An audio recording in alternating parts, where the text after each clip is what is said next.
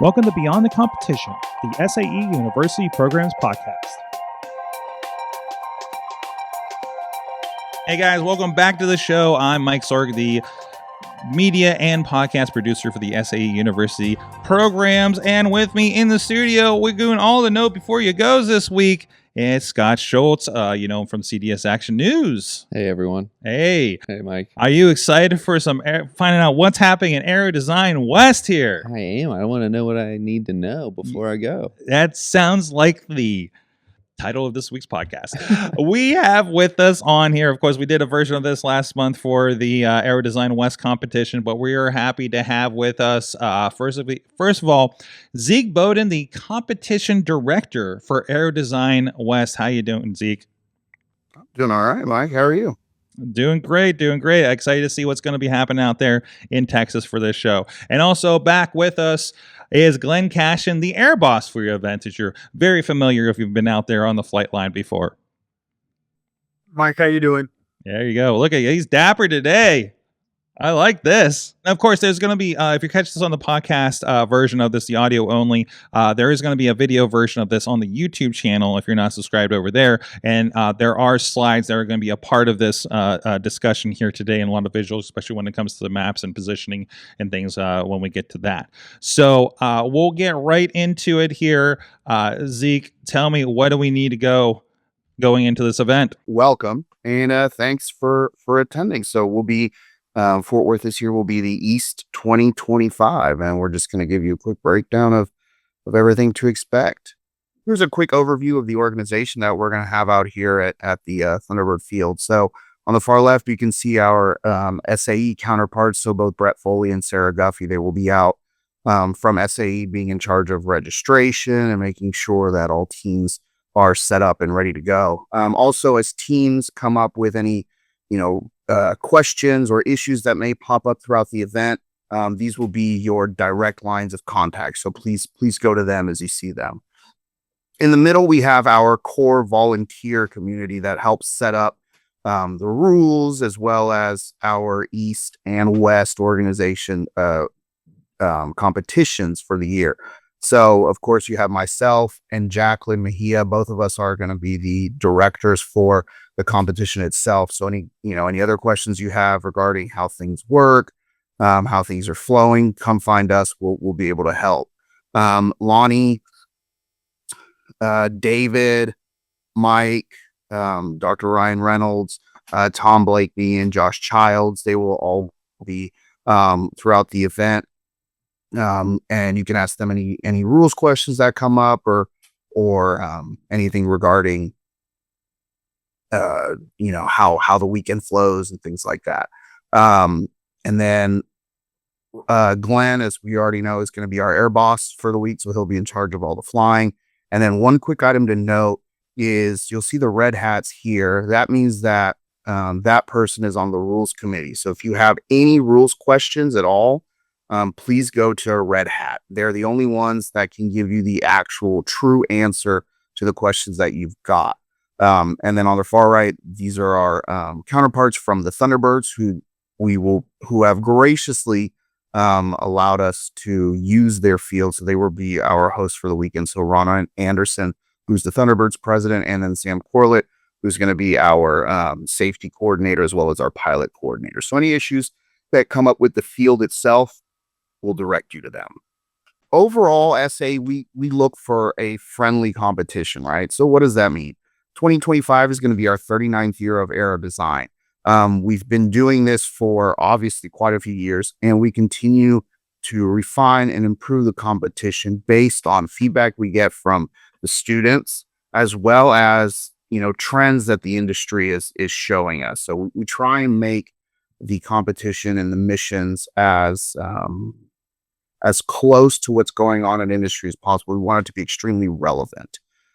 So everybody you'll see out on the field is going to be a volunteer. And so none of us get paid for this except for the individuals from SAE. So we judge reports and presentations and are out there year after year. And so we know what to look for when it comes to rules violations. We're not just shooting from the hip and making things up along as we go. We've been doing this for long enough that we have a really good criteria and we know what to look for. Plagiarism, of course, is never tolerated. So that means written reports, oral presentations, as well as in the design of the aircraft. So that means your design must be original. And please be clear with any design elements that you do reuse from year to year. You know, we want to understand what it is you're reusing it and why you're reusing it. Come up with, you know, the true engineering answer. And you know, normally we use that as justification. And then finally, serious consequences for infractions up into including disqualification and notification of the university officials can and will happen. So if you know, you break any of our serious rules or, you know, for some reason have sportsmanship issues, we can and enforce up to disqualification. Here's the overall flying site location. So you can see Thunderbird Field is located just southwest of Fort Worth. So we're on Lake Benbrook. So you can see DFW Airport is right there in the middle to the north side of in between Dallas and Fort Worth. So you'll see us all the way down there in the very left-hand corner. And there's your address for Google Maps. And here's just a little bit more of a zoomed in picture. So you'll see for the Thunderbirds Field located, like I said, off the southern shore of Lake Benbrook. So just to give you an idea, if you're going to stay more on 35 or if you're going to stay further to the west of Fort Worth, you can see the two main routes that will lead you to Winscott Plover Road to come find us. And then finally, there are two entrances to Mustang Park. So Mustang Park is the U.S. Army Corps of Engineer Park where the Thunderbird flying site is located on. So you'll see there are two entrances. There's a Bear Creek entrance and the Winscott Plover Mustang Park main entrance. We want to use only the main entrance. We will have a gate guard on duty to make sure that all teams are going through the right gate and go in nice and smoothly. You'll notice that at that gate, normally they take payment. However, for the event, it is a free event for competitors, so we will come in. The Corps has asked us for all the competitors to make your way straight to the flying field and, you know, do not use the beaches or the other park amenities. So we're going straight for the flying field, which is on the left or west side of the park there. Okay, so to pick up a little bit of detail here on the map, this is a drawing of the overview of the field. You'll enter from the right-hand side, which is from the south. There's volunteer parking on the right and left, visitor parking on the left mostly. If you've got a van or a truck, you can pull through the parking lot where it says check-in and pass the security trailer and go down to SAE parking and park your trucks and vans there. There are tents. 7 of them there. You can set up in the tents, get a table, chairs, set those out. There'll be instructions with that. To the right of that, you'll see the charging station and power area where you'll do any construction or cutting and building and that kind of stuff. Any covering needs to be done there. Also, if you're charging batteries, please do that in that area. If you have a damaged battery, we'll also have a recovery area for your batteries there. If you continue to move to the right, you'll see the concessions. That's where you'll be picking up your lunches. And also there will be some food and drinks for sale from the local Thunderbirds organization. And the Boy Scouts will be serving lunch on Saturday. Right next to that is a yellow square, and that is the check-in area. So once you get into the park, you want to immediately go there, check in, get your wristbands, get signed in. And that way everybody will know where you are. And I believe they're going to ask for your tent number that you're setting up in. That way we can find you quickly. From that point forward, we're looking at a safety fence area, and then you've got flight stations out in front of you there. The areas where there's a purple arrow, I'm not sure how well you can see it, but it's kind of small. There's a purple arrow. Those would be areas for the advanced class to set up telemetry stations or computers and that sort of thing. Where you see the red security fencing, a straight red line and a dash line in between, it says security fence out to the right-hand side. No one is allowed to go any closer to the runway than that position unless they are part of the recovery team, takeoff team, pilots. And if you have a photographer, you can bring one photographer up there and a spotter. They take pictures and then they immediately come back behind that security fence. We did have a close incident in California just a couple of weeks ago. So we're going to be enforcing that very heavily. That is a no man's land. That means you stay back behind it. The pilots will be allowed to stay. Let's say we're taking off from left to right, which is going to be north to south. That's the normal wind for this area. We'll start the left-hand red line, and we will fly it left to right. Regular class has first 100 feet there to take off. If your plane becomes airborne and comes back in and lands, then you still, and it's inside the 100 feet, you can try again at the next 100 feet and try to take off going to the middle of the field. If you don't have a successful takeoff by that, then you're going to roll off. You've got 2 roll-off areas. You've got a show center taxiway, which is where the recovery teams will be waiting for you, or the end of the runway, which is where your recovery teams can go and meet you. Looking a little bit further on the map here, we have a designated landing zone. This is actually the area where you'll put your 8x8 sheets of coroplast for advanced class landing areas. We have a schedule that will be available for you to put your landing zones down and get any information you may need. You must only go out there if you are accompanied by someone that's a steward, or preferably a red hat goes out with you. The micro takeoff would be also from the first line on the red. And then the regular class has to take off from that red line, because you got to go 400 feet before you can take your first turn going into the DLZ, the designated landing zone. That's kind of a quick over of the area there. At the bottom says shelter allocation. When you get there, you'll see there's a shelter to the right of the yellow check-in. That's where the sponsors will be. First aid will be right there. SAE scorecard, that's where you pick up your scoring cards, and that's also where the weigh station will be located. There are various areas there that'll be sectioned off, and we'll have signage to let you know. There'll be some orange fencing. Please do not go through that orange fencing. Go through the check-in area or around where the tents are. That gives you a pretty good overview of the map. Thanks, Glenn, for going over the map there with us. For our flying site access, just some general ground rules. Like I said, the U.S. Army Corps of Engineers is the one who manages the park overall, so we need to be courteous and respectful towards their rules, because they allow us to host this event there. One, the park cannot be entered before 6 a.m., so please don't get there before 6. You will be sitting lined up waiting outside of the main gate. As I said, teams, we need to use the Mustang Park gate for field access. Number 3, speed limits in the park must be observed. Speed limits in the park are normally 20 miles an hour. And please observe this. We've had issues in the past with teams speeding off and, acting kind of wild on the road. So, it's a hazard to other people that are using the park. It's a hazard to wildlife, and it's a hazard to yourself. If we hear reports and catch people speeding and acting inappropriately on the roads, keep in mind this will, there will be consequences to the actions.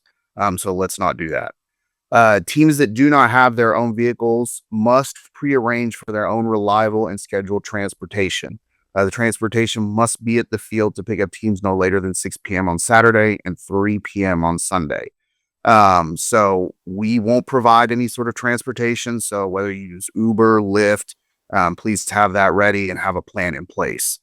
Same with the entrance. All exiting traffic must use the Mustang Park gate, and all teams must be out of the park by 7 o'clock. This is a hard limit, because keep in mind, our last volunteers cannot leave the field until all the teams have left. So please, at the end of the day, pack up your stuff, quickly and organized, and go ahead and leave the field for the day. Please be polite and cooperative all times with all park officials, as well as the event officials and volunteers. Keep in mind, the majority of volunteers there are exactly that, volunteers. If you have any issues, please go speak to the SAE officials. They are the ones that are paid to be there, and they are, paid to actually take the criticisms or any sort of problems that may come up. Typical May weather can easily exceed 80 degrees. Sometimes lows can even be in the 50s, but we're looking at a rather warm week. Stay hydrated. We will have bottled water for teams available, free as it says. You'll get a case at registration. Please stay hydrated. Please wear tons of sunscreen, hats, sunglasses, anything you need to stay safe from the sun. It will be hot out there. And as number 10 says, don't forget sunblock. I'll say it again. The North Texas sun, especially on cloudless days, can burn within several hours. So please, please, please drink water, stay hydrated, and use your sunblock. As Glenn mentioned already, tents. We'll have tents for the teams all set up. 1 table per team, 4 chairs per team, please. And by teams, we mean 1 table per. So if you're a university that has, for instance, 3, you have a regular class team, a micro class, and an advanced team, that is 1 table per team. So 1 table for your advanced team, 1 table for your micro, 1 table for your regular. There will not be electricity in the tents. So that means we have power and charging stations set up as you need. Same thing, no charging batteries in the tents. That will not be allowed. There is a charging area just for that. Electric aircraft can be ground tested outside the tents, and we will have a spot set up to run your motors with and without propellers. Within the tents, please do not run the motors. That includes without propellers. It's still a spinning object and can present some sort of danger and harm to you. And finally, please remember, you may have visitors with you. You may have parents, people who want to help. Only team members can work on the aircraft. Please do not allow parents or, pilots that may be there to help you. Only the student members can work on the aircraft. For Friday, May 2nd, this will be the first day of on-site competition. So as I said before, 6:15, the park and the flying field open. You'll be able to come, but you won't be able to register quite yet. So you can kind of get set up, wait in the vehicle. So I wouldn't really recommend getting here that early. Why? Because 8 a.m. is when registration opens. So at 8 a.m., you will fully be able to come, get your tables, get your spots, and you'll be able to set up. You'll also be able to fully check in for the event. 7:20, we have our inspection process review. So this is for inspectors to show up and to understand what it is they're going to be doing. From 8:30 to 5:30, we will have inspections. So once you register and you sign in and you check in, you get your spot at the tent, you can get your aircraft ready, and we will have spots and tables for you to go and have your airplane completely inspected. Now, what's new is our process below. So please come prepared for the tech and safety inspection on Friday. We will not have a designated time. This is new. You'll come when you're ready. You, however, must complete self-certification via SAE Stars. You will receive a team subscription code about 2 weeks prior to the event, so you should be getting that now. You must be registered and have wristbands in order to be inspected. So I already talked about that, so please complete your team registration first. It's also important to note that passing tech inspection is required to participate in competition flying on Saturday and Sunday. Without tech inspection, you won't fly. It's that simple. Granted, at tech inspection, we want to make sure your aircraft is as safe as possible to fly. So we try to help teams as much as we can and give them any advice if needed on how to get that airplane ready to go. So basically, for the bottom part, you'll be inspected when you are ready for inspection. If you're not ready on Friday, we will have inspection open on Saturday. And you can get inspected on Saturday. But like I said, without an inspected aircraft, you will not be able to fly. Also on Friday morning, the first hour of inspection, although we don't have it written here, we will reserve the first hour of inspection for advanced team priority. This will allow you to get your aircraft and your system passed during inspection. And then once you're inspected, this will allow you the opportunity to go out into the field and place your DLZ. Your DLZ cannot be placed without you passing inspection. So for the first hour, like I said, priority will be reserved for advanced class teams. All right, so here's just a quick overview of what the inspection flow will look like. So of course, as we already mentioned, you're going to perform your self-certification. You will report yourself to the inspection tent. They will verify that you have your self-certification in place and that it meets all your requirements. You will bring your aircraft with you, and what you'll do is we'll go over just a quick process outside of the tent to make sure all required team members are there and everybody is ready to go. Once that's verified, they will send you inside. We'll have a table and you will begin the inspection process. Judges will look over your drawing. They'll perform airworthiness and safety checks, and they'll make sure that everything coalesces and your drawing and the aircraft that are on the table all match. At which point this will be really either a pass or a fail. For the airworthiness, for dimensions towards your drawings, there will be penalties if there are numbers that do not match, and they will be talked with you. You'll be talked through with the judges that are officiating. Once all the requirements have been checked and once all of the airworthiness items have been checked and satisfied, you will be then given your sticker and you will be ready to fly on Saturday and Sunday. So here's just a quick overview of what the self-certification process is going to look like. So first you'll go into saestars.com and you will enter the team subscription code that you are given prior to competition. Once you subscribe, this is going to be what your dashboard looks like. You'll see your team number, your team name, as well as the requirements and the safety check status for your inspection report. And then here is within the requirements check, here you'll be able to see any points and any deductions that come for aircraft that may not match the drawing as we talked about, or if there are any other compliance issues that show up. So here you will see if you've received full points or if there were any points deducted. All right, so for self-certification, what do we mean by an absolute requirement? So this means that a requirement must be satisfied to participate in the flying portion of the event.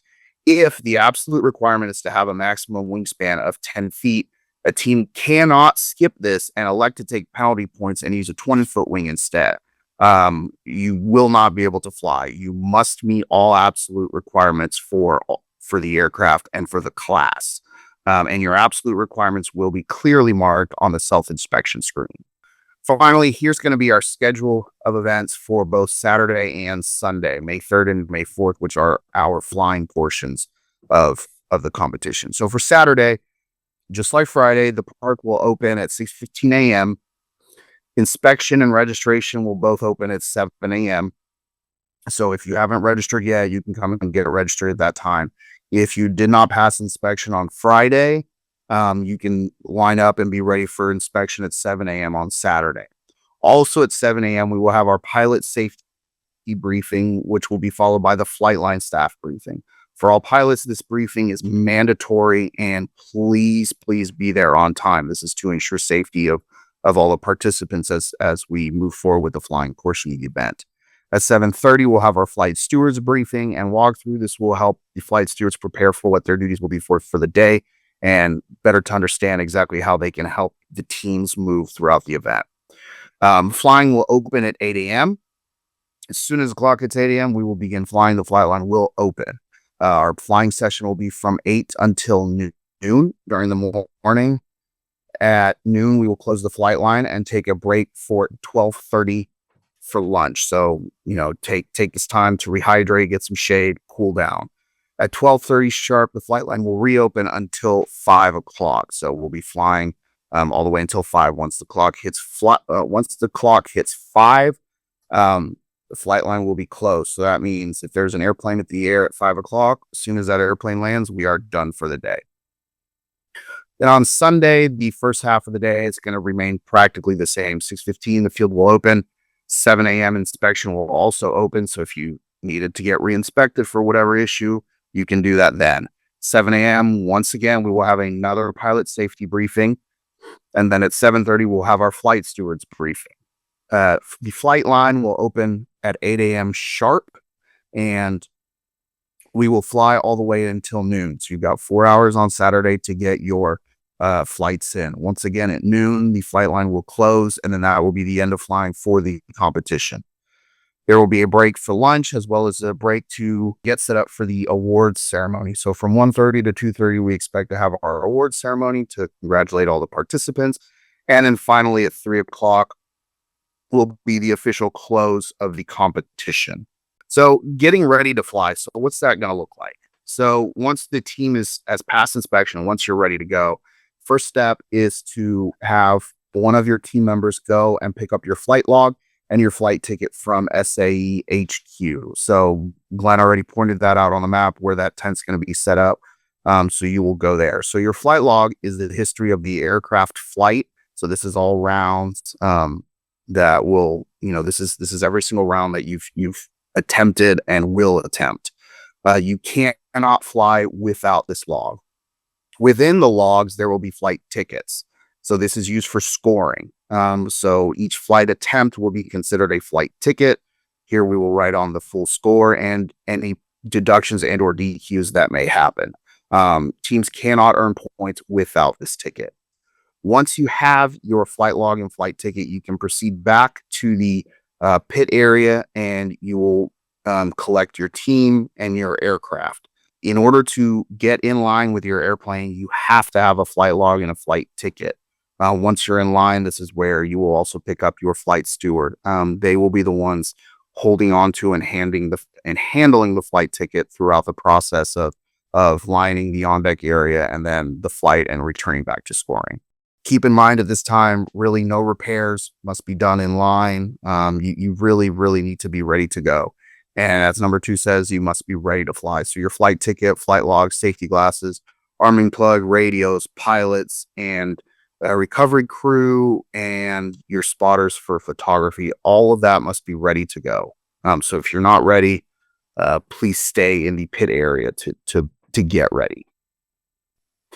Finally, for post-flight procedures. So after your successful flight, you will meet your flight steward once again, who will have your flight card and your flight ticket. They will then walk you to the weigh station where you will begin the unloading timed event at the weigh station, and your payload will be weighed at this time.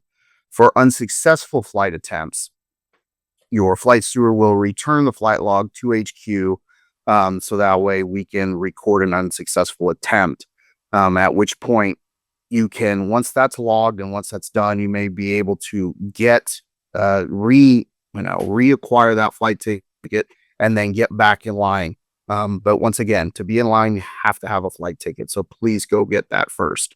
If a reinspection is required for some sort of crash or incident with the aircraft, you must have cleared tech inspection first before getting the new flight ticket and the new flight card. Finally, for scoring announcements, scores will be posted on Saturday, and that means at noon. And then in the evening on Saturday, we will have updated scores. So this will be the 2 times that you will see scores updated throughout the weekend. There will be no scores posted on Sunday. The final scores posted will come after the end of the competition. So this kind of gives you a good idea. A noon and an evening scoring update will give you a good idea of where you stand with regards to everybody else and how you may need to prepare for Sunday, how better to prepare for it. And then finally, for on-site contacts, as I said, we'll have event directors from SAE, Brett Foley and Sarah Guffey. They will be in the HQ tent for SAE. So if you have any major questions, please find them. As well as myself and Jacqueline, we're both the event directors for this weekend. So if you have any questions, comments, or concerns, please find us. I have listed my cell phone on here. This is for emergencies only. So if they can't get a hold of me right away, you can use that. And then finally, Sam Corlett will be our Thunderbirds liaison. We will identify him in all the morning briefings. So that way, if there's a safety issue, you can find him and he will help get it resolved. Also, we will have EMS on site for all 3 days. So if you have any sort of medical issues and or medical concerns, they will be clearly identifiable as to where they're sitting, so you can go and talk to EMS. And finally, as we are invited guests of the Fort Worth Thunderbirds and of the Army Corps of Engineers, please clean as you go. We want to leave the flying site exactly as we found it. You know, the Thunderbirds work hard to keep a really nice and neat location, so we want to help them as much as possible. Clean up your trash. Please don't let trash blow around. The North Texas wind is infamous, so, you know, make sure everything is kept down, nice and secure and tight. So here we have a list of items that are strictly prohibited. So alcohol, smoking, this includes vaping, open-toed shoes and sandals, and drones and or flying objects of any kind, size, or weight. So that means gliders, kites, balloons, anything that is airborne, we won't have it. If you show up with open-toe shoes or sandals, you will not be allowed on the flying site. You will be asked to locate the nearest either store or location to get closed-toe shoes. Smoking and vaping, like we said, is just flat out not allowed. Same thing for alcohol. If we find alcohol on the premises, this is the consequences up to including a full disqualification for the event. So please, let's not have any of that. As we already mentioned, spring weather and early summer weather in Texas can get pretty hot. Expect degrees over 80 degrees, sometimes even as close to 90. So please plan accordingly. Stay hydrated. We will provide water for you. And please bring sunblock. Do not forget the sunblock, because like I said earlier, the Texas sun will burn you. And then finally, since we are in a wildlife park, there is wildlife in the area. So watch out for spiders, snakes, scorpions. We have all of those. Same thing, since we're driving early in the morning and sometimes late in the evening, deer will be present. So once again, mind the speed limit for your safety, for public safety, as well as for safety of the wildlife. That sounds good. A lot of information in there. Scott, is there anything else that you think the students should know going into this? I think they should know to print out their fast track roster and have it signed by their entire team for on-site registration. You need it to register. Without it, you can't do anything. Exactly. And I don't know how close the nearest printer is, so come with it already printed and signed. Yeah, you are kind of out there in a park, in nature and everything. So Yeah. I don't think there's a Staples nearby Right. or anything. So be ready. Be Yes. prepared. there you go. Be prepared. That's also the other. Be prepared. Read the rules. And looking forward to that. And I guess we should mention also this event is going to be live streamed for the flight rounds and the award ceremony.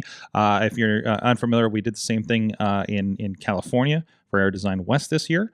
So you want to see a little bit of what that's going to look like. It's going to be very similar, I think, coming up here in Texas as well. So looking forward to being able to provide that with their team with the media team at SAE as well. So, but yeah. So really great. So Zeke, Glenn, any last words for or advice for the students out there before we get to this competition? Get there early, be prepared with all your tasking, make sure you got all your tools. Also, you might want to bring some snacks. It is a little bit of a distance to anywhere where you can get something to eat. So make sure you bring some food with you. It's going to be Saturday will be a long day. Friday will be a long day. There is Zeke mentioned it, the pilots meeting at 7 a.m. on Saturday and Sunday. That is pilots and advisor and or team captain, because some of the pilots are flying from multiple aircraft. So we want to make sure there's a representative from every team there, because we'll be covering processing, which will help you get more flight rounds in and give you more opportunities to put your airplanes in the air. That's it. Awesome. Zeke? No, Glenn covered it all. I guess the only thing I would add is, you know, be ready, be prepared, and have fun. At the end of the day, this event is, you know, students who've worked for about a full year on getting this aircraft ready to go. So just enjoy it. Have fun. It'll be a good time. It'll be a lot of work, but enjoy every step of the way. Awesome. Sounds good. Looking forward to seeing this competition as well. I'll be watching remotely myself from Baja, Arizona, personally. So good to see what's going on there, and very excited to see. I was really impressed with what we got to see out of the advanced class in California, and wait to see what the second round here holds for us. Right. So thank you guys so much. Go check out. Of course, make sure you're checking out the news feed. Make sure you've downloaded the SAE Air Design app so you get all the updates you need for this. There'll of course be SAE CDS action news here coming up on that, I believe, after this podcast posts. And make sure you're subscribed to all the YouTube. Ring the bell so you get all the notifications over there as well for all the videos that are popping up. We just had a great interview from last year's competition with Dakota School of Mines, I believe, right? So a lot of fun there and a lot of good information about where they were at last year, and it was good to see what they were doing this year in California too. So in comparison, so thank you guys so much. Thank you again, and until next time, for all of us here at SAE University Programs, stay safe out there.